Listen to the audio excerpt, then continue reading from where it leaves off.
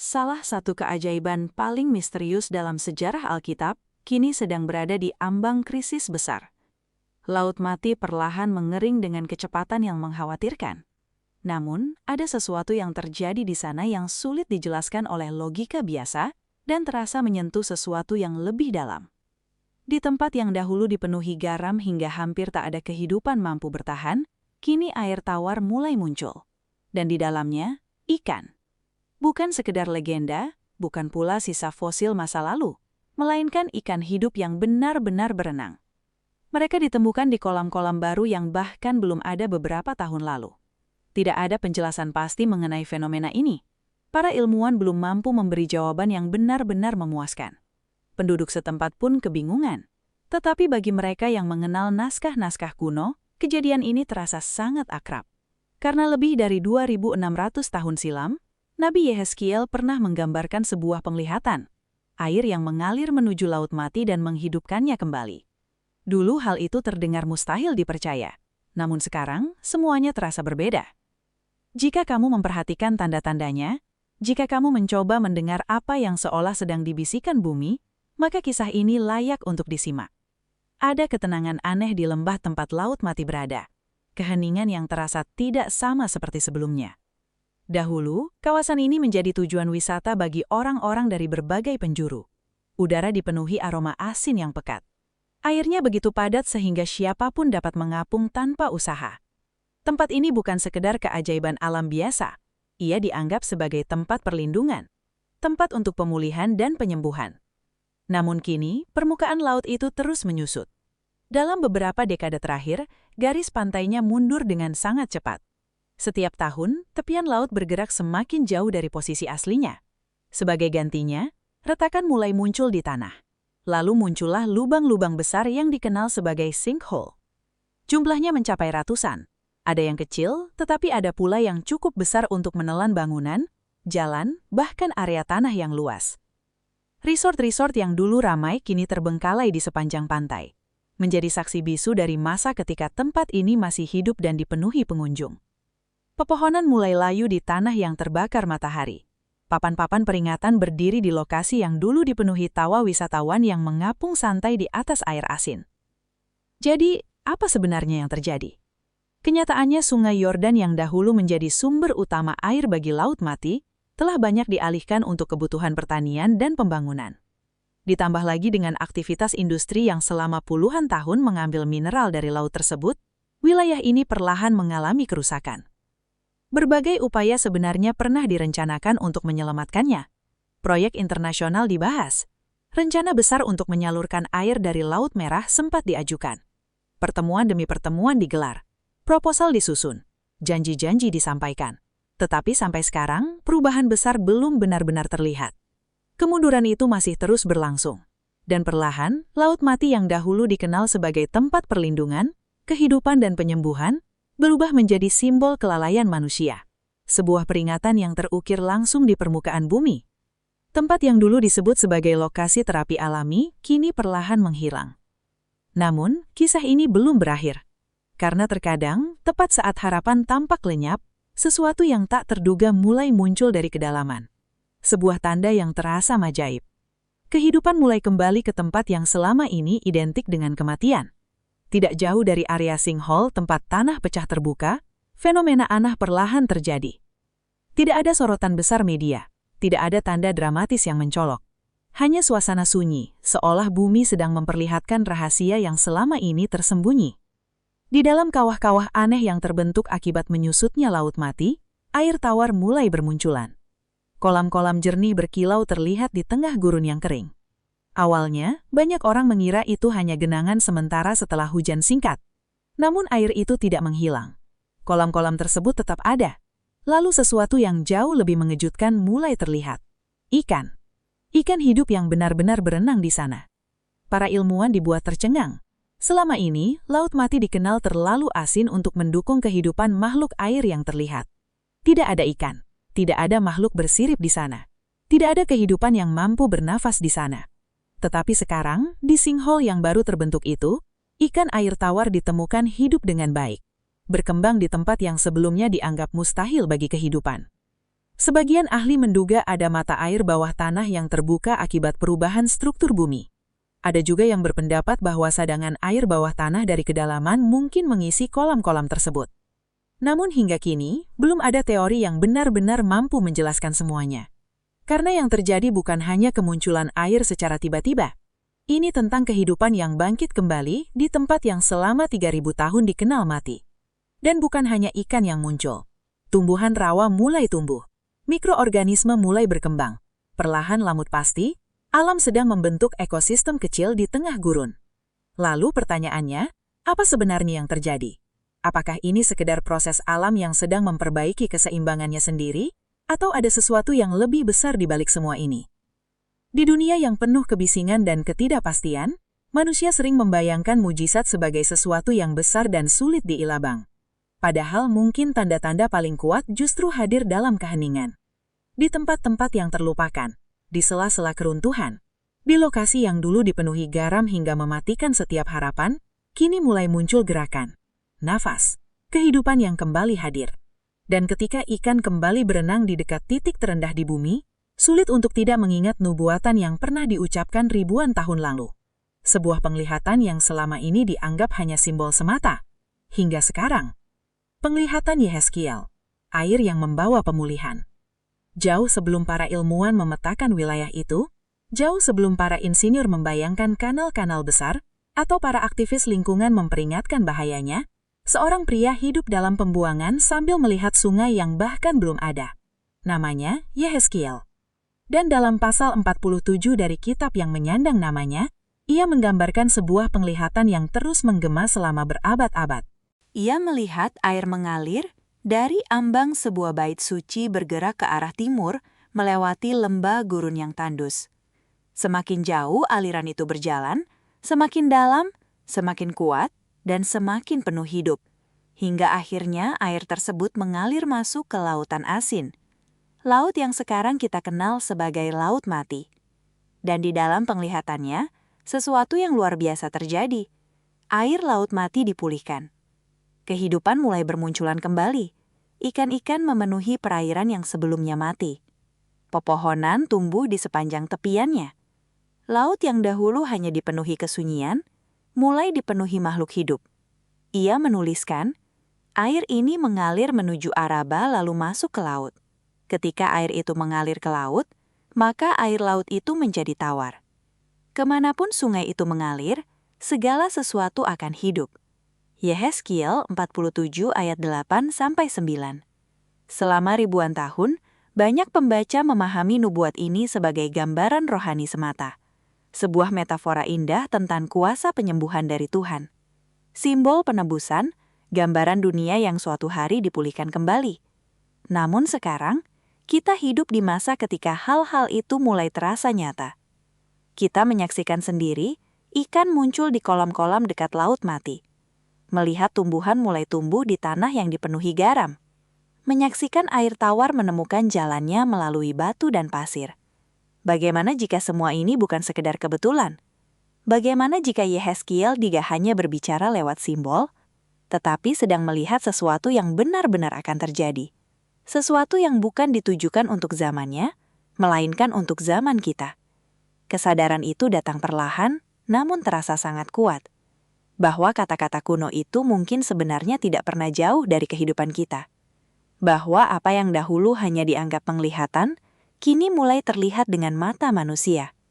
Dan disitulah pertanyaan-pertanyaan yang jauh lebih dalam mulai muncul. Nubuatan yang kembali bergema. Zakaria dan air kehidupan. Bukan hanya Yehezkiel yang melihat tentang air itu. Berabad-abad kemudian, seorang nabi lain berdiri di tengah bayang-bayang para pembuangan yang kembali, dan reruntuhan Yerusalem lalu berbicara tentang sungai yang mengalir di tempat yang sebelumnya tidak pernah memiliki sungai. Namanya Zakaria.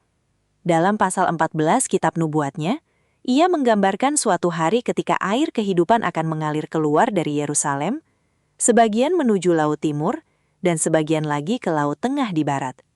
Pada musim panas pun maupun musim dingin, aliran itu tidak akan berhenti. Pada hari itu, Tuhan akan menjadi raja atas seluruh bumi. Air kehidupan akan mengalir keluar dari Yerusalem, setengah ke Laut Mati di timur dan setengah lagi ke Laut Tengah di barat. Zakaria 14 ayat 8-9. Sekali lagi kita melihat gambaran tentang perubahan besar. Di dalam kitab suci, air tidak pernah sekedar air biasa. Ia adalah lambang pembaharuan, pensucian, dan kehadiran ilahi. Air menjadi tanda penyembuhan yang terlihat oleh mata manusia. Di wilayah Timur Tengah yang kering, air selalu berarti kehidupan. Dan hingga hari ini, maknanya tetap sama. Sebuah mata air dapat menentukan apakah suatu desa akan berkembang atau berubah menjadi reruntuhan terlupakan. Karena itulah ketika para nabi berbicara tentang air yang mengalir dari kota suci, mereka tidak hanya sedang menggambarkan perubahan alam. Mereka sedang menunjuk kepada sesuatu yang lebih dalam. Kehadiran Tuhan yang kembali kepada dunia yang retak dan terluka. Penglihatan Zakaria terasa begitu radikal. Air kehidupan mengalir ke timur dan ke barat sekaligus, menuju Laut Mati dan Laut Tengah bersamaan. Bukan aliran musiman yang datang lalu hilang, melainkan aliran yang terus hidup tanpa henti. Gambaran itu menunjukkan sebuah tatanan baru, sesuatu yang belum pernah terlihat di dunia alami. Namun sekarang, kita hidup di masa ketika air tawar mulai muncul di tempat-tempat tak terduga, dan tanda-tanda kehidupan kembali hadir di laut yang selama ini dianggap mati. Mungkinkah apa yang dahulu terlihat seperti puisi kuno, kini sedang mengetuk pintu zaman modern? Para nabi itu mungkin tidak sekedar bermimpi. Mereka sedang menggambarkan masa depan yang sejak awal sudah direncanakan Tuhan. Dan kadang-kadang, ketika sejarah mulai terdengar selaras dengan nubuatan, kita menyadari bahwa hal-hal sakral ternyata tidak jauh dari masa kini. Semuanya sedang berlangsung perlahan, tepat di depan mata manusia. Dari Eden menuju pembuangan. Akar Alkitabiah Laut Mati. Jauh sebelum disebut Laut Mati, lembah ini pernah memiliki gambaran yang berbeda. Dalam Kejadian 13 ayat 10, tertulis bahwa wilayah di dekat sungai Yordan dahulu subur dan penuh air.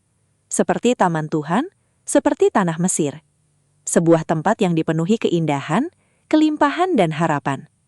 Namun keadaan itu tidak berlangsung selamanya. Karena di wilayah subur yang sama, berdirilah kota-kota terkenal, Sodom dan Gomora. Menurut kitab suci, kota-kota itu telah menjauh dari kebenaran dan mendatangkan hukuman atas diri mereka sendiri. Lalu api turun dari langit, bumi bergencang, dan lembah yang dahulu menyerupai Eden berubah menjadi sesuatu yang sama sekali berbeda. Sebuah cekungan garam yang tandus dan hampir tidak memiliki kehidupan. Tempat yang tak lagi menyerupai taman. Sejak saat itu, Laut Mati membawa warisan itu. Bukan hanya secara geologis, tetapi juga secara rohani. Ia menjadi lambang penghakiman. Simbol kehancuran yang terjadi ketika manusia terlalu jauh meninggalkan apa yang baik dan suci. Bahkan namanya sendiri sudah menggambarkan semua. Mati. Tempat yang dianggap tidak memiliki kehidupan. Tempat di mana udara pun terasa dipenuhi kesunyian. Namun kitab suci tidak pernah berakhir dengan penghakiman. Tidak pernah. Karena Tuhan dalam kitab suci bukan hanya hakim. Ia juga penebus. Ia yang membangun apa yang telah hancur, memulihkan yang hilang dan menghidupkan tempat-tempat yang dianggap mustahil untuk bangkit lagi. Jadi jika Laut Mati dahulu pernah menyerupai Eden, lalu mengalami penghakiman dan sekarang kehidupan mulai kembali hadir, apa artinya semua ini? Artinya kisahnya belum selesai. Apa yang pernah dihukum kini mulai dipulihkan.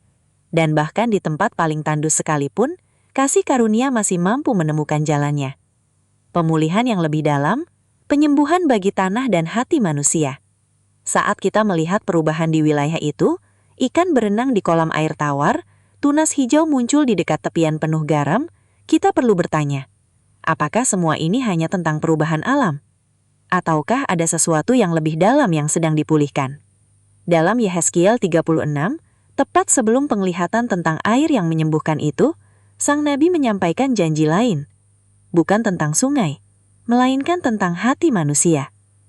Aku akan membawamu keluar dari bangsa-bangsa dan mengumpulkan kamu dari segala negeri. Lalu membawa kamu kembali ke tanahmu sendiri. Aku akan memercikan air yang bersih untukmu, dan kamu akan menjadi tahir. Aku akan memberikan kepadamu hati yang baru dan roh yang baru di dalam batinmu. Yehezkiel 36 ayat 24-26. Inilah irama dari penebusan. Bukan hanya pemulihan tanah, tetapi juga pemulihan jiwa. Bukan sekedar kebangkitan sebuah wilayah, melainkan kebangkitan kehidupan manusia. Di zaman modern ini, kita telah menyaksikan kembalinya bangsa Yahudi ke tanah Israel setelah berabad-abad hidup dalam pembuangan. Sebuah bangsa lahir kembali pada tahun 1948. Kota-kota dibangun ulang, bahasa yang hampir hilang dihidupkan kembali, kultur dipulihkan. Namun bersamaan dengan kembalinya bangsa itu secara fisik, banyak orang percaya bahwa kini pemulihan rohani juga sedang berlangsung. Tanah itu mulai kembali subur. Nubuat-nubuat yang selama beribu-ribu tahun tersembunyi di gulungan kuno mulai terasa seperti benih yang akhirnya tumbuh setelah lama tertidur. Dan Laut Mati, tempat yang dahulu dianggap kuburan raksasa tanpa kehidupan, kini perlahan mulai bergerak kembali. Ini lebih dari sekedar fenomena ekologi, lebih dari sekedar penemuan arkeologi. Ini adalah gambaran pemulihan dalam arti yang paling utuh. Karena Tuhan dalam kitab suci tidak hanya memperbaiki masa lalu yang rusak, Dia memperbaharuinya sepenuhnya. Dia mengubah kehancuran menjadi keajaiban. Dan pemulihan itu selalu dimulai dari dalam. Pertama, tanah dipulihkan, lalu hati manusia. Dan ketika keduanya dipulihkan, kisah penebusan bukan lagi sekedar sesuatu yang dibaca, melainkan sesuatu yang dijalani. Nubuat yang pernah digenapi sebelumnya. Mengapa yang ini penting? Sepanjang sejarah, kata-kata para nabi terus bergema penuh misteri. Kadang terdengar seperti puisi, kadang terasa begitu tajam dan menggetarkan. Namun sesekali, kata-kata itu muncul dalam catatan sejarah nyata dan terbukti dengan ketepatan yang luar biasa. Salah satu contohnya adalah nubuat tentang Tirus. Dalam Yehezkiel pasal 26, sang nabi menubuatkan kehancuran kota Fenisia yang sangat kuat itu. Bukan hanya kehancurannya, tetapi juga cara persis kota itu akan runtuh. Ia menulis bahwa banyak bangsa akan datang menyerang Tirus, seperti ombak laut. Tembok-temboknya akan dihancurkan, kota itu akan dikikis hingga rata seperti batu telanjang. Bahkan batu-batu, kayu, dan tanahnya akan dibuang ke dalam laut. Selama berabad-abad, banyak orang menganggap nubuat itu berlebihan. Namun sejarah akhirnya berbicara. Pada tahun 332 sebelum Masehi, Alexander Agung bergerak menuju kota pesisir Tirus. Penduduk Tirus telah memindahkan pusat pertahanan mereka ke sebuah pulau kecil di lepas pantai dan merasa diri mereka aman. Tetapi Alexander tidak menyerah. Ia memerintahkan pasukannya membangun jalan menuju pulau tersebut, dan bahan yang digunakan untuk membangunnya berasal dari reruntuhan kota Tirus lama. Batu-batu, kayu, tanah, semuanya dilemparkan ke laut, tepat seperti yang telah dinubuatkan Yehezkiel lebih dari 250 tahun sebelumnya. Hingga hari ini, jalan penghubung itu masih ada dan menyatukan pulau benteng tersebut dengan daratan utama. Sebuah penggenapan yang begitu tepat dan sulit dipercaya, hingga bahkan para sejarawan sekuler pun mencatatnya. Dan itu membawa kita kepada sebuah pertanyaan sederhana namun mendalam. Jika nubuat itu dapat terjadi dengan ketepatan sedemikian luar biasa, mengapa nubuat yang lain tidak mungkin terjadi juga? Mengapa penglihatan tentang air yang mengalir menuju Laut Mati dan membawa kehidupan tidak bisa menjadi nyata? Mengapa gambaran pemulihan di tempat yang dahulu dipenuhi penghakiman tidak mungkin sedang terjadi sekarang? Penggenapan Yehezkiel 26 bukan hanya sekedar peringatan. Itu adalah tanda bahwa kata-kata para nabi memiliki bobot, bahwa suara kenabian bukan dongeng, melainkan kenyataan yang bergerak sesuai waktu Tuhan. Dan jika satu nubuat telah digenapi begitu jelas melalui sejarah dan batu-batu reruntuhan, mungkinkah sekarang kita sedang menyaksikan nubuat lain tergenapi, bukan melalui peperangan, tetapi melalui air? Penglihatan terakhir, Tuhan tinggal di tengah umat-Nya. Bagian penutup nubuat Yehezkiel tidak berakhir pada air ataupun penyembuhan. Semuanya berakhir pada kehadiran Tuhan. Dalam ayat terakhir kitabnya, Yehezkiel berbicara tentang sebuah kota yang dipulihkan, ditata kembali dan diberi nama baru. Dan nama kota itu adalah Tuhan ada di sana. Yehezkiel 48 ayat 35. Bukan hanya bait suci, bukan hanya sungai-sungai kehidupan, tetapi Tuhan sendiri tinggal di tengah umat-Nya. Penglihatan ini melampaui batas Yerusalem kuno. Ia menunjuk kepada masa depan ketika kehadiran Tuhan bukan lagi sesuatu yang jauh atau sekedar simbol, melainkan nyata, dekat, dan kekal. Berabad-abad kemudian, Rasul Yohanes juga menerima penglihatan lain.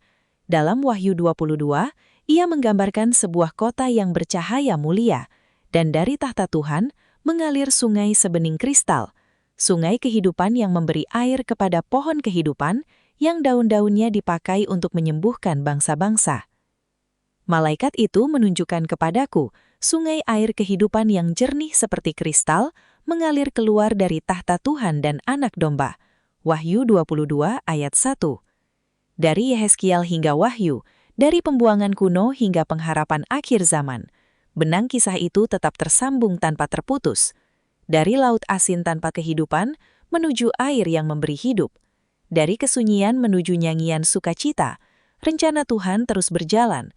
Dan meskipun apa yang kita lihat di Laut Mati hari ini mungkin belum menjadi penggenapan akhir dari semua penglihatan itu, bisa jadi semuanya adalah tanda awal, sebuah petunjuk arah, sebuah bisikan lembut. Pengingat yang tertulis langsung di permukaan bumi, bahwa Yesus segera akan datang.